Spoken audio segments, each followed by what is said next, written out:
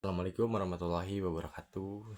Saya Dede Sumprajan Mansur. Di video kali ini saya akan menjelaskan tentang framing berita sebagai alat propaganda di media sosial.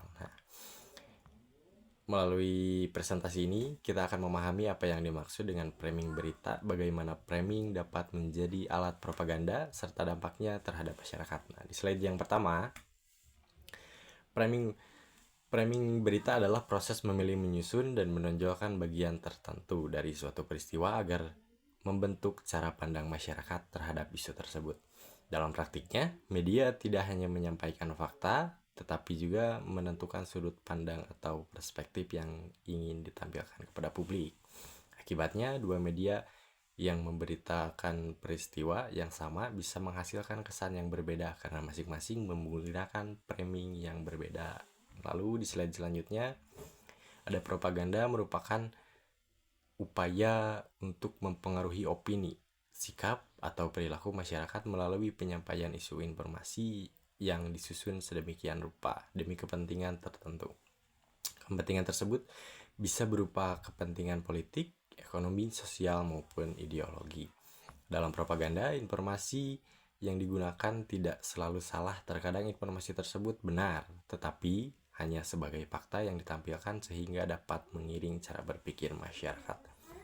Di slide selanjutnya, framing dapat menjadi alat propaganda ketika media secara sengaja memilih fakta tertentu untuk ditonjolkan, seperti fakta lainnya dikurangi atau bahkan dihilangkan. Selain itu, media juga dapat menggunakan kata yang bernilai positif atau negatif, memilih narasumber tertentu, serta menampilkan gambar yang mendukung sudut pandang yang ingin dibangun. Melalui cara tersebut, media dapat membentuk opini publik sesuai dengan kepentingan pihak tertentu. Slide selanjutnya ada beberapa teknik framing yang sering digunakan oleh media massa. Pertama, penggunaan judul yang menarik perhatian atau sensasional. Kedua, pemilihan kata yang memberikan kesan positif maupun negatif. Ketiga, memilih narasumber yang mendukung sudut pandang tertentu. Lalu yang keempat, ada menentukan posisi berita, misalnya ditempatkan sebagai berita utama agar mendapat perhatian lebih. Dan yang terakhir adalah penggunaan foto atau video yang mampu memperkuat pesan yang ingin disampaikan kepada masyarakat. Nah, di slide selanjutnya yaitu sebagai contoh, kita lihat bahwa peristiwa demonstrasi mahasiswa. Media pertama mungkin menggunakan judul "Mahasiswa menyuarakan aspirasi masyarakat", sehingga fokus pemberitaannya adalah tujuan aksi dan tuntutan mahasiswa. Sementara media yang lain menggunakan judul "Demonstrasi berujung kericuhan", sehingga perhatian masyarakat lebih tertuju pada bentrokan yang kerusakannya yang terjadi. Padahal kedua media memberitakan peristiwa yang sama, perbedaannya terletak pada cara media membingkai atau melakukan framing terhadap berita tersebut.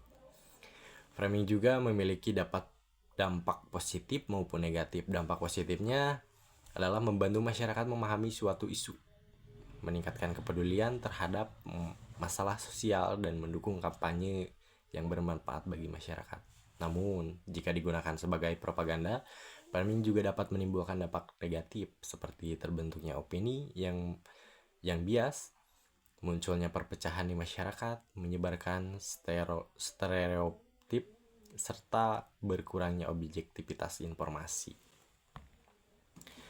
Cara menghindarinya yaitu sebagai masyarakat kita perlu memiliki kemampuan literasi media. Beberapa cara dapat dilakukan yaitu membaca berita dari berbagai narasumber, memeriksa kebenaran informasi, atau melakukan fact checking. Memperhatikan kredibilitas sumber berita, tidak mudah percaya pada judul yang sensasional, serta membiasakan diri berpikir kritis sebelum menyimpulkan suatu informasi. Dengan cara tersebut, kita dapat lebih bijak dalam menerima berita yang beredar di media sosial. Sebagai kesimpulan, framing adalah cara media menyusun dan menyajikan berita sehingga dapat mempengaruhi cara masyarakat memahami suatu peristiwa. Ketika framing digunakan untuk mendukung kepentingan tertentu, maka framing dapat berfungsi sebagai alat propaganda yang mampu membentuk opini publik. Oleh karena itu, kemampuan berpikir kritis dan literasi media sangat penting agar masyarakat dapat membedakan antara fakta, opini, dan propaganda dalam sebuah pemberitaan. Terakhir, itu demikian yang dapat saya sampaikan mengenai framing berita sebagai alat propaganda di media massa. Terima kasih atas perhatiannya Bapak Ibu dosen dan teman-teman semua. Mohon maaf apabila masih terdapat kekurangan dalam penyampaian materi. Wassalamualaikum warahmatullahi wabarakatuh.